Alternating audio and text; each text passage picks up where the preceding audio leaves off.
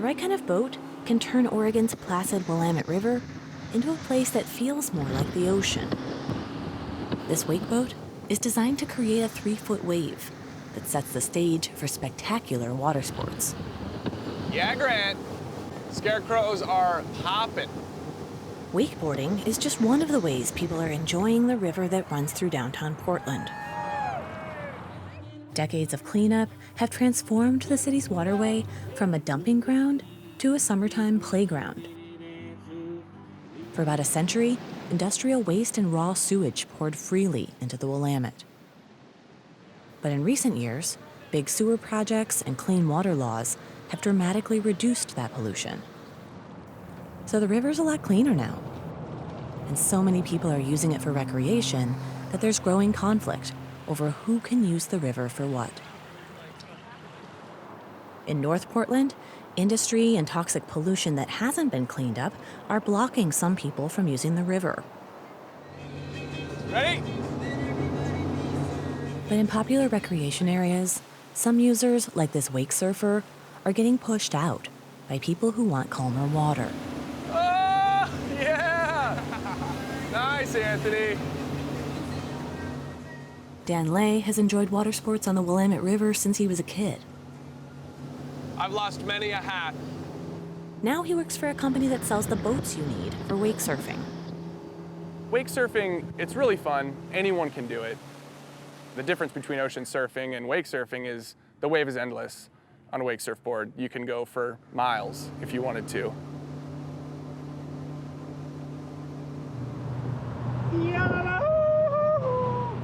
But those endless waves can be hazardous for other people on the river. There's some serious paddling going on over there. Paddlers in Portland's iconic dragon boats say large wakes can send water pouring into their vessels. So the first time I was in a dragon boat that got swamped, that was in 2017. And so we're 20 paddlers sitting in that boat, and all of a sudden there's this wall of water coming over her shoulders. And the boat was half full of water within just a few seconds. As wake surfing and other water sports have gotten more popular, Casper says they're making too many dangerous waves. Some paddlers have capsized, and one boat even broke in half. Wakes also impact the river itself. They can cause erosion and harm fish and wildlife. Welcome to River Huggers. Good morning. Make sure your buoy is fully inflated. If it's So not, people started getting organized to protect the calmer waters they prefer. I'll probably jump in and swim, kind of like... Now that the Willamette is clean enough for swimming, groups like the River Huggers swim team are spreading the word. We're in the water 6 days a week now, and when people actually went to work downtown, they would see the River Huggers swim every day, and it would help address that question, if I swim in the Willamette, will it kill me? Willie Levinson wants to get more people in the river. He helps organize early morning swims and got a whole dock designated just for swimming. People protect what they love. If we get people in the water, if we can get people to see the value of the river, they're way more likely to fight for it. His group helped form a calm water coalition to build a case against motorized boats towing water skiers, tubes, and wake surfers.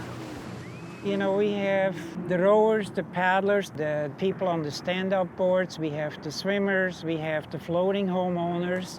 People started to complain and say, hey, this is dangerous. We can't deal with these big waves.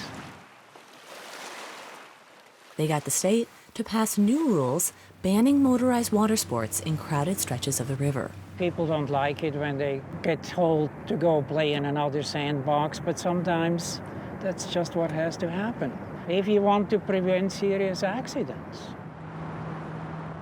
State surveys show the Willamette River now sees hundreds of thousands of user visits every year, more than any other water body in the state. So we are now in the surf zone.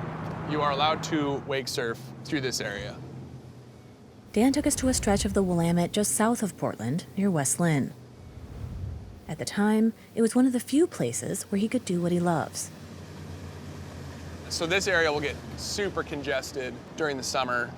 I mean, you can see you add too many more boats in the mix and it can get overcrowded really fast. You might want to hang on because we're gonna go over some bumps. Dan says adding more restrictions makes the few open areas even more crowded and chaotic. After we visited, a new law passed, banning wake boats from this area altogether.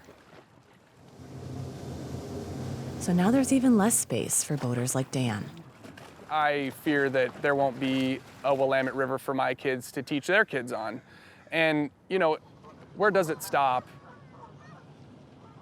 Nate Thompson's job with Clackamas County Marine Patrol is to enforce the new rules and all the old ones. That means looking out for all kinds of users in this increasingly crowded river. Did you guys bring life jackets with you? Yes. Okay. Yep, they're just down here at shore. Okay. Do you know that you have to have them on board the boat when you're out here? Lately, he's noticed more paddlers on the river who aren't following safety rules. So everybody goes to Costco, they go to wherever, they buy a stand-up paddleboard. They don't look at any of the rules and regulations. They have no idea what they need or should need. He says a growing number of novice paddlers are unknowingly putting themselves in conflict with motorboats.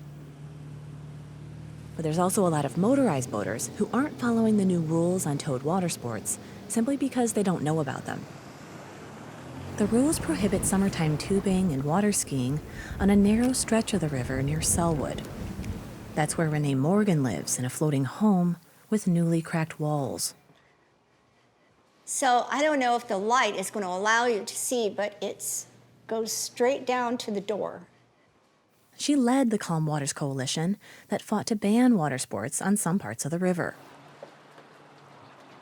It makes me very emotional thinking about it now because we won. We did it. It was right. She says the rules have cut down on the wakes that damage her property. But as we're talking on her deck, one boat after another passes by, towing people on tubes and water skis. Her husband, Rich, takes photos. Well, they're tubing in an area where there's supposed to be no towed water sports. And it's right in the middle of the wrong place to be. Look at these guys at the airport. Woo! So I'll just kind of tuck these things in here.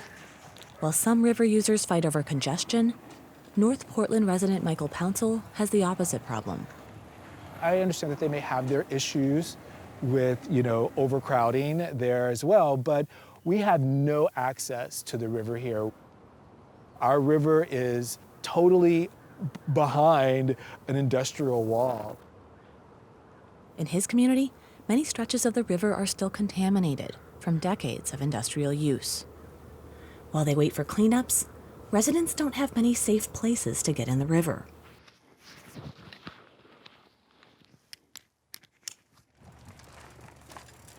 Michael finds a way to swim or paddle whenever he can. He often rides his bike to the somewhat accessible beach next to the Daimler Trucks manufacturing plant on Swan Island. There's no, public transportation really down here that's regular. I mean, it's a beautiful, beautiful spot, but it's hard to get to. So this is, about access. He's hoping the contaminated area known as Willamette Cove could one day be a safe new access point for North Portland. It's gonna happen. We're gonna get it cleaned up. Today the beach looks great. The river's calling and, folks are out and about and I'm excited to get in the water. This is an amazing resource that we have right here that is flowing through our city. And this is about equity. We have to make our river accessible to low-income folks and working-class people. Let them know that, hey, this is your river. You have every right to be on the river. As the river gets more and more crowded, with paddlers, swimmers, and all kinds of motorized boats, Michael says cleaning up contaminated areas could help make more room for everyone.